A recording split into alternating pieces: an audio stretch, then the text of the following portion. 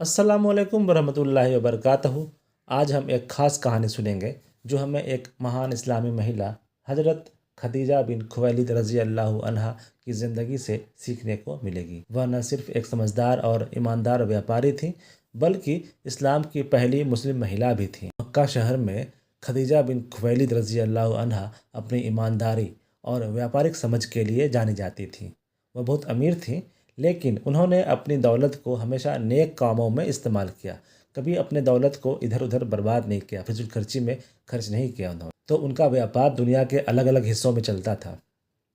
अरब से कई और देशों में भी चलता था उनका व्यापार उस टाइम पे, और लोग उनकी सच्चाई और भरोसे के कारण उनके साथ काम करना पसंद करते थे। इसीलिए जब हम व्यापार करते हैं, बिजनेस करते हैं, तब हमें ईमानदार और भरोसे के साथ काम करना चाहिए। तभी लोग आपके साथ व्यापार करना पसंद करेंगे। अभी के हालात ऐसे हैं कि लोग व्यापार में ईमानदारी दिखाते नहीं हैं और बेईमानी कर लेते हैं। तो हमें यहाँ पर यह भी सीख मिलती है कि हम लोगों को ईमानदारी और व्यापारिक समझ दिखानी चाहिए। तो खदीजा रजी अल्लाह अन्हा सिर्फ एक व्यापारी ही नहीं थी, बल्कि बहुत दयालु भी थी और मददगार भी थी। वह गरीबों, अनाथों और ज़रूरतमंदों की मदद भी क्या करती थी।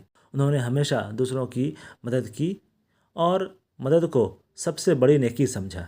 जब कोई ज़रूरतमंद उनके पास आता तो वह उसकी ज़रूरत पूरी कर देती। खदीजा रज़ी अल्लाह अन्हा को उनकी समझदारी और मजबूत व्यक्तित्व के लिए जाना जाता था। वह मुश्किल हालात में भी घबराती नहीं थी, बल्कि धैर्य और समझदारी से हर समस्या का हल निकालती थी। इसलिए हम लोगों के पास भी कभी भी ऐसा कोई सिचुएशन होता है जहाँ पर कि हमें लगता है कि हमें कुछ मुश्किल आ सकती है, तो हमें हमेशा पेशेंस और समझदारी के साथ उस प्रॉब्लम को सॉल्व करने की कोशिश करनी चाहिए, न कि घबराना चाहिए। घबराने की बिल्कुल ज़रूरत नहीं होती है, हर प्रॉब्लम का सॉल्यूशन तो होता ही है।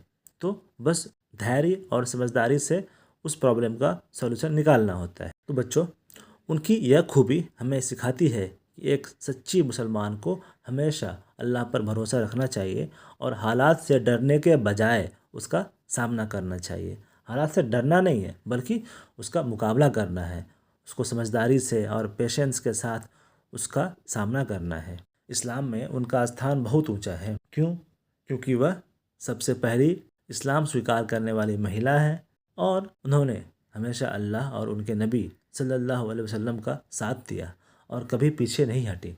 उनकी ईमानदारी, नेक दिली और समझदारी हमें सिखाती है कि इंसान की असली पहचान उसकी दौलत से नहीं, बल्कि उसके अच्छे चरित्र और नेक कामों से होती है। इसलिए दौलत के पीछे भागना नहीं चाहिए, बल्कि अपना कैरेक्टर को अच्छा करना चाहिए, अपने चरित्र को अच्छा करना चाहिए। जो सही काम है, नेक काम है, उन कामों को करना चाहिए जिससे हमारा कैरेक्टर अच्छा होता है। तो बच्चों, कहानी का the moral of the story क्या है?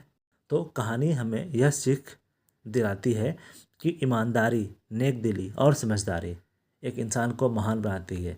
उसको दौलत उसको महान नहीं बनाती है। दौलत तो उसका एक पार्ट है। अगर आप ईमानदारी और नेक दिली और समझदारी से काम करेंगे तो दौलत तो खुद ब खुद आएगी। इसीलिए हमें ईमानदारी, नेक दिली और समझदारी से काम करना चाहिए। हदीस में भी है, सुनन दारिमी हदीस नंबर 88 में है कि सबसे अच्छा इंसान वह है जो दूसरों के लिए सबसे ज़्यादा फ़ायदेमंद हो। चलिए एक बार फटाफट देख लेते हैं कि की टेक अवेज इस कहानी का क्या है। तो ईमानदारी अपनाएं। सबसे पहला है ऑनेस्ट होइए हर काम में। आप चाहे पढ़ाई कर रहे हो, काम कर रहे हो, बिजनेस कर रहे हो, सारे चीज़ों में आप ईमानदार रहिए। अपने पेरेंट्स से, अपने बड़ों से ईमानदारी से बात कीजिए, झूठ मत बोलिए और दयालु बने, काइंड रहें। जो ज़रूरतमंद लोग आस पास दिखते हैं आपके, उसकी हेल्प करें। ज़रूरतमंदों की मदद करना इस्लाम का महत्वपूर्ण हिस्सा है, इसलिए हमें हेल्प करनी चाहिए। तीसरी बात है, समझदारी से फैसला लें। मुश्किलों में, जब भी आपके पास कोई मुश्किल समय आता है, कोई आपको स्कूल में दूसरे बच्चे तंग करते हैं, तो आपको घबराना नहीं चाहिए, बल्कि हिम्मत से और पेशेंस के साथ काम लीजिए। अपने पेरेंट्स को बताइए और उसका मुकाबला कीजिए। डरना नहीं चाहिए। चौथी बात है, अल्लाह पर भरोसा रखें। हर हाल में ईमान को मजबूत बनाए रखें कि अल्लाह एक है और अल्लाह से ही सब कुछ होता है, अल्लाह ही सब कुछ करने वाले हैं। तो अल्लाह पर भरोसा हमेशा रखिए। चलिए इस मैसेज के साथ हम अगली कहानी में मिलेंगे।